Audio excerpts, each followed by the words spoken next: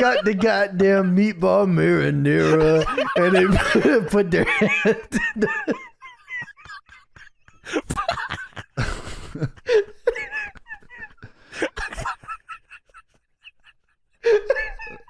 Sandwich. TNA Impact, November 19th, 2005. We watched this episode specifically because it is Christian Cade's Impact debut after showing up at TNA Genesis. Yeah, and they show a recap of TNA Genesis at the beginning of the show, and it reminded me that there was Samoa Joe's match with Daniels where he kills him.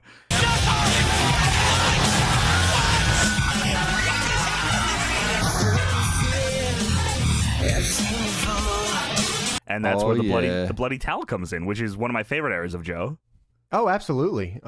This is also what we need to do. I think wrestling just needs more music videos in general. This is why Deadlock will win the Wrestling Award. Well, we are building a team for Deadlock, for DPW. We had the team. More boys are coming. Oh, every episode of DPW will feature music videos. It should. Even if it's irrelevant, just has one on there of a wrestler. Yeah, it's the perfect way. I mean, people love music. People love beating people up. It works. This episode of Impact did a 0.6. Well, they'd only been on TV for a few months at this point, right? Yeah, not long. I feel like this was also a Saturday show for some reason. Yeah, it was only an hour or two. The competition. Oh, for the love of God. Monday Night Raw did a 4.5. It was pretty close. Yeah. TNA just had a couple things. They needed a couple incidents to happen. Yeah, it would have been all right. Like pop a rating, yeah. This is the follow-up episode to Genesis 2005. This is where Christian Cage showed up and swerved Team Canada. He said, I'm not joining that team. I mean, it would have been cool if he did, though. Yeah, that's true. Well, Jarrett was. He could have at least joined for like a week or something, right? Yeah, they should have kept the swerve till Impact. So he could carry around how about a hockey stick 5 flag. minutes? Yeah, all right, fair enough. I guess I'll take that. We are now on the road to Turning Point 2005 for TNA, which is the poster with the Deli Boys on it. I think I got that DVD about 500 times in the brown bag special from TNA. I probably still own that DVD. I'm pretty sure that poster is also hanging up in the building during the show. Oh, it is. Yeah, in the background. You're right. Yeah. So we move on. We have Samoa Joe kicking off the show here against Derel Clark, who is Mr. 630. Dude. Sadly, you don't get to see that. I was waiting for that 6:30 the entire time. I was man. hoping he would at least miss it. Yeah, I know. I love Joe Clark, dude. He muscle busted him, which was the muscle buster at this point. Like, you see it now, and it's a move, but back then he would literally jump, and it was like the Kinniku Buster. He would literally get air on it. Crunch you. You would get crunched on that. And then he submitted with a Coquina Clutch afterwards. No one had been able to get out of that move yet. No. And he held it on after the match, and I think Mike Tenay says he's going to kill him. Tenay and West, they really put him over every single time. They were the best. They were scared of him. They would, like, move away when he was making his entrance. It was cool. That's so cool. So AJ Styles comes on the Tron afterwards, and he said, hey, you broke the code of respect in the X Division. And the code of honor. Joe turned away and said, don't you turn away from me. I was like, damn, how'd they get that in the pre-tape? That's pretty good acting. So AJ Styles says, this doesn't happen very often, but at Turning Point, Joe, it's going to be champion challenging a challenger at a challenge. And I said, oh, True. Here it goes. So apparently he's going to be challenging Joe at Turning Point because he beat the shit out of his best friend, Chris Daniels. They did make a big deal about the champion challenging the challenger, which I thought was cool. I thought that was cool. They did this a lot in early TNA, where they would make a lot of, like, they'd make sure that all the holes are filled in the things that they did. So that was pretty cool. After that, Jeff Jarrett comes out with Gail Kim, and he asks Mike Tenay, what is my match at Turning Point? And he says, bro, first off, you know your match. Second off, you can ask Larry Zbyszko. And he goes, where is Zbyszko? He goes, I don't know where Zbyszko is. So I'm going to go find him. Keep in mind, he definitely asked him a few times. He was like, you know what my match is? He said, no, Larry Zbyszko said he's going to decide later on. He says, well, tell me what my match is. He said, I just told you. I don't know. And Jarrett knows, later on we learned that Jarrett already knew what the match was. He just didn't want it to be that, and so he wanted Zbyszko to change it. Yeah. Jarrett, by the way, runs the company. So anyways. Yes. No one thought that he was not owner. Thing all over again, you know, it just don't make sense. So we move on to AMW. They are the World Tag Team Champions at this point, and they face off against Sonny Siaki and Apollo. Sonny Siaki is a guy that I swore was going to be a big deal. I thought so too on the early part of Impact and stuff. But maybe that's because I was like, oh, he's The Rock. And The Rock is cool. Well, they did use him a lot. Yeah, it just didn't work click. out. He joined, he was like there. He joined Sports Entertainment Extreme. He had a girl. And then after that group broke up, I just kind of didn't do anything with him ever. Apollo here has one L in his name. That's pretty cool. And he's got a bandana. Yeah, he does.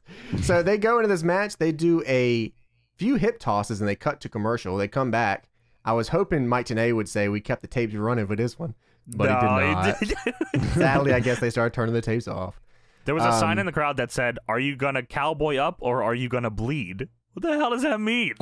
You know damn well what it means. I don't know. And there was also a pussycat chant for the Wildcat, Chris Harris. There was some fuck chants tonight. Yeah, there was some crazy stuff going on. Yes, there was. I forgot about that. This was 2005. Keep that in mind. Sonny Siaki and Apollo, they did a pretty cool move in this match where they hit a super kick into a backstabber for a close count. That was cool. I did like that. Apollo immediately tries to go for a plancha to the outside, and Storm smacks the shit out of him with a bottle. And find out with the replay. Yeah, just brings a bottle over his head as Apollo's doing a house show dive. It's cool. It was really good, actually. He nailed him with it. Yeah. And then they hit the death sentence, and AMW beats Sonny Siaki and Apollo. Just want to remind people, it is called the death sentence, the move that they do. Yes. That is the name of the move. AMW erasure will not be tolerated around here. Absolutely not. After this match, AMW gets a table out, and Chris Harris grabs a spray can and spray paints 3B on the table. I'm so glad I wrote that down too.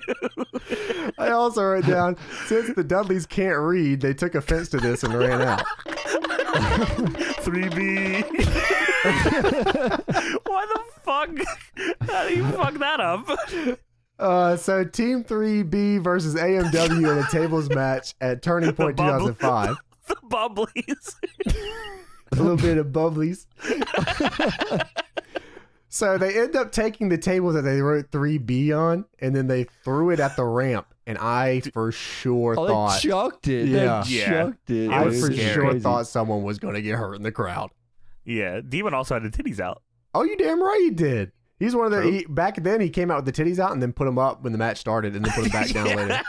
So Jeff Jarrett is backstage with Shane Douglas, the franchise, and they're at Larry Zbyszko's office. Gail Kim is with Jeff Jarrett at this point, and Gail Kim calls Larry Zbyszko on the phone. And, well, she didn't get an answer. No, Jeff Jarrett wanted some answers, and Larry Zbyszko was not giving them. He was in the office the whole time, by the way. Yeah, he's just doing an answer. Fuck you, Jeff Jarrett. 3 Live Crew gets a video package, and it's actually a pretty long video package. A long video package. Yeah, I was actually confused because at first I'm like, what the fuck is going on? I was looking at it, and I kept peeking back at it, and I'm like, it's still going. Did they replay the video package? Like, what's going on here? Yeah, so, of course, 3 Live Crew was Conan, R-Truth, and BG James. And Billy Gunn joined TNA. And, of course, Billy Gunn and BG James are boys, right? Yes. Well, that becomes an issue, and then this is the part where we start getting into BG James and Billy Gunn teaming up. Right, and there's dissension within the 3 Live Crew because the 3 Live Crew don't like Kip James. Yeah, and I don't blame them. No, he sucks. Abyss and Rhino are the main event of this evening, as later on we have Christian Cage having a promo, so the main event match of this evening is Abyss versus Rhino. Yes. Rhino is getting a world's title match. Rhino is also in great fucking shape here. Rhino comes out. He does not have the Deadlock D on his back. Bullshit. So I wrote, I hope Abyss whoops his ass. And he did. Well, yeah, for a minute. Today says, other companies have done barbed wire massacre matches before, as they're talking about Abyss and Sabu at Turning Point. And they said, these companies, they never even use the barbed wire in the matches. Abyss and Sabu will use it. And I was wondering, what the fuck is he talking about? Is it the cage match? Who else had done a barbed wire massacre at this point that pissed Tenay off? I don't know if it was a barbed wire massacre, but I know JBL and Big Show did the barbed wire cage. They never even used the barbed wire. Those big pieces of shit. Is that what he's talking? That was razor wire anyway. Was it? Yeah, a razor wire massacre? Are you dare question the word of the Mighty Mike? I want. I don't know why he was pissed. It was definitely talking about WWE, right? I don't know who else he would be talking about. I don't either. I don't What know. other barbed wire matches were there that they didn't use the Fuck barbed you, wire? I can't even think of it. FMW. Yeah, he was talking about that shitty IWA Mid-South bullshit. Ian Rotten and his stupid massacre matches. We watched House of Hardcore. We know you cut the barbs. So in this match, Abyss attempted a hip toss, and I about cracked up laughing. Abyss at this point is very much a monster, hell bent on killing people. He is a murderer.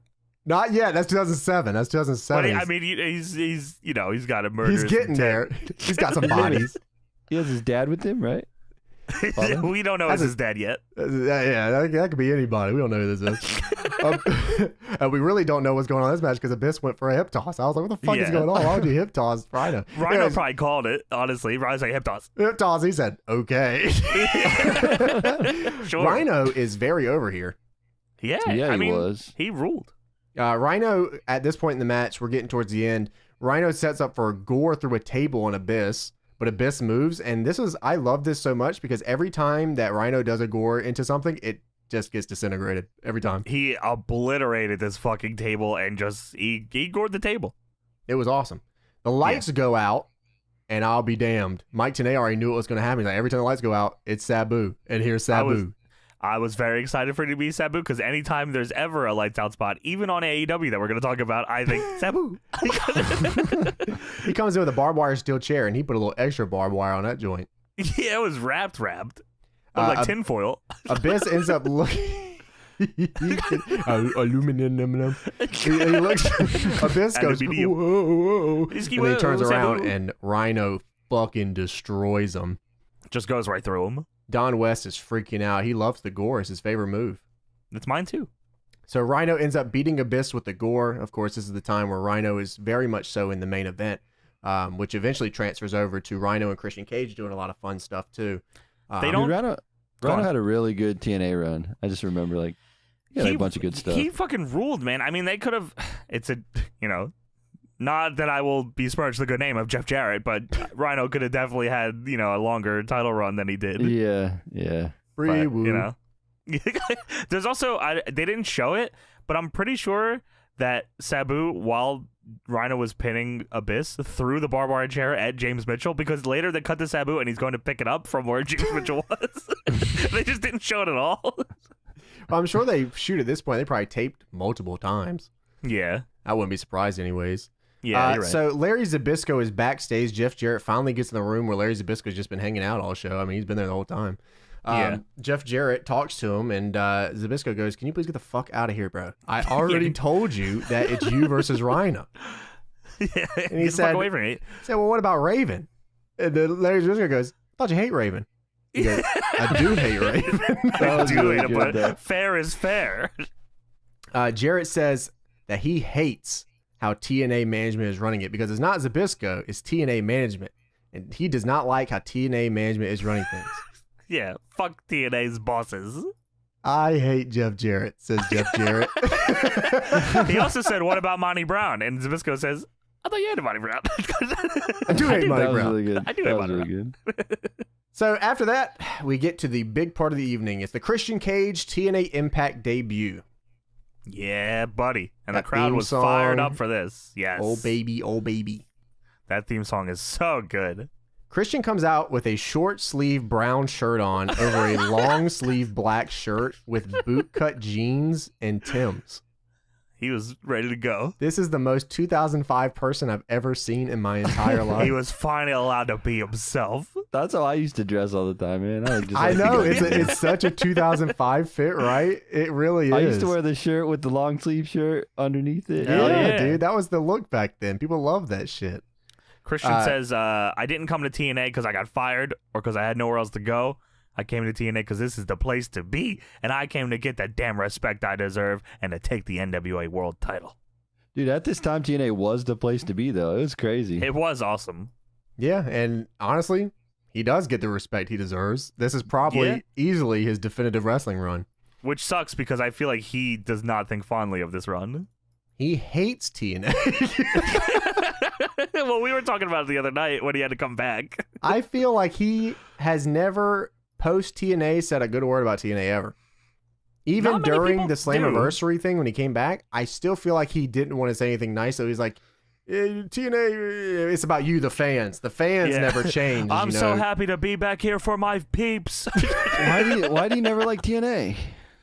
Same reason everyone else didn't like it. I don't, because he wasn't around during the Hogan era. I guess maybe he just thought, again, it's another thing where that it could have been better and that they probably made a lot of mistakes. I don't know. I liked all the Christian stuff in TNA though. I mean, for to be honest with you, dude, out of anyone, you would think that he would, just because I feel like they treated him, they put him on a pedestal a lot of the time.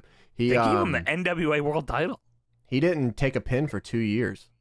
Yeah. So I mean, that's wow. Yeah.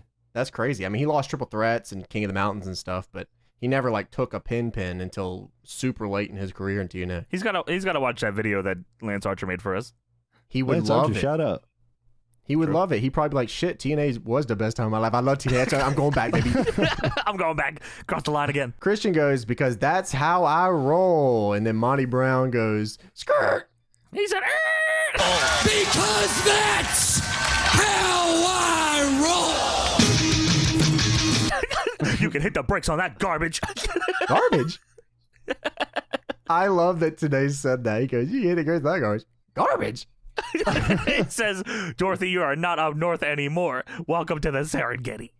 Oh. Monty Brown then proceeded to roast the fuck out of Christian for like 6 minutes. He says that atrocity of a shirt and those Bob the Builder boots you're wearing should not be worn ever. That was really good. And he is swagged out of his mind, bro. Monty Brown looks crazy. Oh my God. He always looked good. Yeah, he was a main eventer from the start, bro. The crowd started chanting "what" at Monty Brown, and then Monty Brown said, "I'll tell you idiots what if you kept your damn mouth closed." And they stopped saying "what" immediately. Yeah, you're gonna feel the pounce. Christian then said, "Yeah, Monty, well, I think you like to pounce on men." And then he said, Christian said, "Yeah, that's all right, though. I mean, you can pounce on me if you want to." Yeah. Thank you, Christian. And then the crowd started chanting, "Monty is gay." And I was like... It wasn't a little chant either. It was like everyone was chanting Monty is gay. 6'2", 267, 2 Super Bowls. And so... That's Florida. There you go. Christian then cut off Monty Brown before he could say the pounce. And then he said it. I was like, oh my God, he took his shit. Disrespectful. Can't do that. And then Monty beat the fucking shit out of Monty Christian says, unless you're nut enough, you should go find somebody else to pounce, period. And then Monty punches him in the face. Don't steal his shit. Yeah, fuck off. Christian tries fighting back, but then Monty hits him with the pounce and killed him with it. Christian took it right into the ropes. It looked awesome. Yeah, that was crazy. It was very brutal. Yeah. Very brutal. Fantastic way doing the show. I was very happy that they ended up with Monty Brown on top here. I agree. Yeah. I thought that was good. I'm glad that Christian was cool with that too. Yeah, welcome That's to probably why I hated it, man. They booked Monty Brown over me right away. He made fun of my boots. Sound like I got Bob the Builder boots. This place sucks. Yeah, I swear to God, I will wear the same brown shirt, the fucking black shirt, and fucking I'll wear it every time.